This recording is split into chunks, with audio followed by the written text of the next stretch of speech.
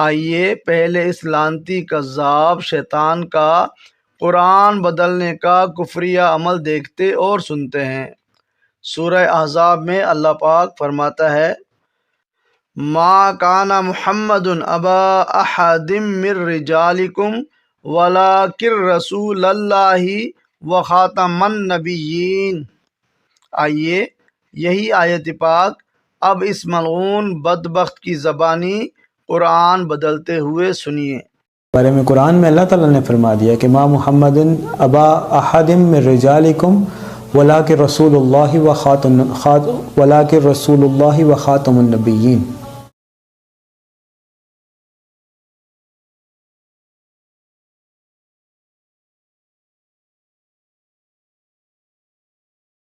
پھر آپ صلی اللہ علیہ وسلم کے بارے میں قرآن میں اللہ تعالیٰ نے فرما دیا کہ ما محمد ابا احد من رجالکم ولکن رسول اللہ وخاتم النبیین، کہ آپ صلی اللہ علیہ وسلم تم میں سے کسی مرد کے والد نہیں ہیں، ولکن رسول اللہ وخاتم النبیین، لیکن آپ صلی اللہ علیہ وسلم اللہ کے رسول وخاتم النبیین اور آخری نبی ہیں، ان کے بعد کوئی نبی نہیں آنا۔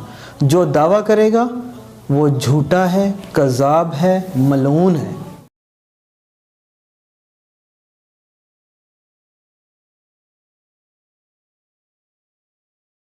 سب سے پہلے سرزمین پاکستان سے جب یہ فتنہ سر اٹھایا تو وہاں کے علماء نے پوری قوت کے ساتھ اس کا مقابلہ کیا۔ ریاض احمد گورشاہی کے باطل نظریات اور گمراہ کن افکار کا مولانا یوسف لدھیانوی کے تربیت یافتہ عالم دین مولانا سعید احمد جلال پوری نے دور جدید کا مسلمہ کذاب گوھر شاہی میں بڑے تفصیل سے جائزہ لیا۔ اس کتاب میں خود گوھر شاہی کی کتابوں اور تحریروں کی روشنی میں اس کے باطل عقائد اور دعوے شامل کیے گئے۔ مولانا سعید جلال پوری تحریر فرماتے ہیں پاکستان میں بدبخت ریاض احمد گوھر شاہی نے پورے دین کی عمارت کو ڈھانے کا اعلان کیا۔ اس نے نماز، روزہ، حج، زکوٰۃ اور دوسرے شاعر اسلام کا انکار کر دیا۔ حد تو یہ ہے کہ اس نے نجات آخرت کے لیے دین و ایمان اور اسلام کی ضرورت کا بھی انکار کر دیا۔ اس کے نزدیک شریعت، قرآن و حدیث اور اس کے احکام کی کوئی حقیقت نہیں ہے۔ اس کے ہاں قرآن کے موجودہ 30 پاروں کی چندہ اہمیت نہیں، بلکہ اس کے پاس مزید 10 پاروں کا علم ہے جن سے وہ اپنی ذات کو روشناس کرواتا ہے۔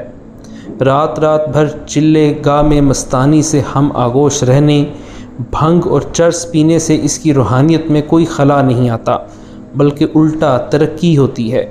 اس کا کہنا ہے کہ نعوذ باللہ حضرت عیسیٰ علیہ السلام امریکہ کے ایک ہوٹل میں اس سے ملنے آئے تھے۔ اگر سزا کا خوف نہ ہوتا تو شاید وہ نبی ہونے کا بھی دعویٰ کر دیتا۔ گوھر شاہی نے ایک عجیب و غریب دعویٰ یہ کیا کہ حجر اسود پر اس کی تصویر نمایاں ہوتی ہیں۔ چنانچہ اس کی سائٹ میں درج ہے کہ مہدی آ گیا جس کی صورت چاند، سورج اور حجر اسود پر نمایاں ہو گئی۔ اول تو حجر اسود اور چاند سورج پر ریاض احمد کی تصویر کا نمایاں ہونا خود ایک خرافات قسم کی بات ہے جس کا حقیقت سے کوئی تعلق نہیں، لیکن بالفرض محال اگر مان بھی لیا جائے تو احادیث میں مہدی کے لیے ان کی تصاویر کے چاند اور سورج میں نمایاں ہونے کی علامات کے طور پر ذکر ہی نہیں کیا گیا۔ گوھر شاہی اپنی کتاب تریاق القلب میں قرآن کا تمسخر کرتے ہوئے لکھتا ہے اس قرآن میں پوچھا اللہ کدھر ہے؟ کہنے لگا بہت دور ہے، بس نمازیں روزہ پڑھتا رہ، اس کا دیدار بڑا مشکل ہے، بہت ہی دور رہتا ہے۔ جب ان 10 پاروں سے پوچھا وہ کہنے لگے اللہ اس دنیا میں گھومتا رہتا ہے، کبھی خواجہ کے روپ میں، کبھی داتا کے روپ میں، وہ تو اس دنیا میں گھومتا ہے۔ اپنی کتاب میں قرآن کے مزید 10 پاروں کا دعویٰ کرتے ہوئے گوھر شاہی لکھتا ہے یہ قرآن پاک عوام الناس کے لیے ہے، جس طرح ایک علم عوام کے لیے جبکہ دوسرا علم خواص کے لیے جو سینہ بسینہ علماء سے منتقل ہوا، اسی طرح اللہ پاک کے 10 پارے اور ہیں۔ جب ہم نے اللہ کو پانے کی غرض سے لال باغ سہون شریف میں ذکر و تلاوت، عبادت اور ریاضت اور مجاہدات کیے تو ہم پر باطنی راز منکشف ہونے شروع ہوئے، باطنی مخلوقات ہمارے سامنے آ گئیں، پھر وہ 10 پارے بھی آ گئے۔ مزید وہ لکھتا ہے کہ یہ قرآن مجید فرماتا ہے کہ اٹھتے بیٹھتے میرا ذکر کرو، وہ پارے کہتے ہیں اپنا وقت ضائع نہ کرو۔ گوھر شاہی کا یہ فتنہ جب سب سے پہلے پاکستان کی سرزمین سے اٹھا اور وہاں کے علماء کے سامنے اس کے عقائد کی تفصیلات آئیں تو پاکستان کے تمام مکاتب فکر کے سرکردہ علماء نے اسے زندیق اور بددین گمراہ قرار دیا۔ مولانا یوسف لدھیانوی لکھتے ہیں، میں نے ریاض احمد گوھر شاہی کے عقائد و حالات کا مطالعہ اور 7 روزہ تکبیر کے سوالات بھی دیکھے۔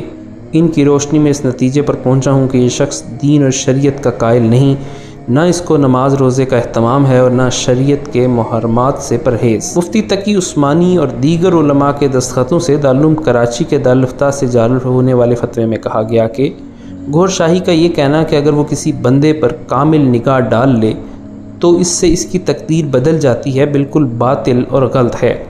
شریعت میں ایسی کوئی بات سرے سے نہیں ملتی۔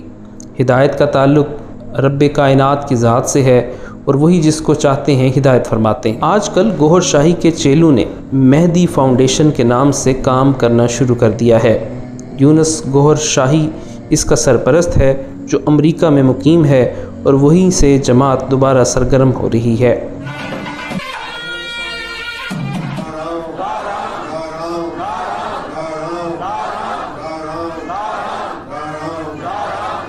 السلام علیکم دوستو، آج ہم آپ کو ایک ایسے شخص کے بارے میں بتائیں گے جس کا نام یونس الگوھر ہے۔ دوستو، یہ شخص پکا کافر ہے، کافر ہی نہیں بلکہ بدترین کافر ہے، لیکن اس نے صرف اسلام کا چولا پہنا ہوا ہے اور یہ مسلمانوں کی آڑ میں آ کر لوگوں کے ایمان کو خراب کرنا چاہتا ہے۔ مشرکانہ بکواس سنائیں گے، لہٰذا اگر آپ بھول بھلیکے میں اس کے بیان سنتے ہیں، اس کے پیجز کو فالو کیا ہوا ہے تو فوراً اس بندے سے بائیکاٹ کریں، یہی آپ کے لیے بہتر ہے۔ دوستو، یہ کتنا بڑا مشرک اور کتنا بڑا گمراہ شخص ہے، آپ پہلے اس کا یہ کلپ سنیں۔ آج اس لمحے اگر سرکار گوھر شاہی کا موڈ خراب ہو جائے، ٹھیک ہے نا، اور وہ اس میں ذات کو تحلیل کر دیں تو عالم احدیت سے لے کر عالم ناسوت تک کچھ باقی نہیں بچے گا۔ اللہ کے عاجز ہو جڑا اس نظام چلایا ہے، اللہ کو معافی منگو، علاج شاج کراؤ۔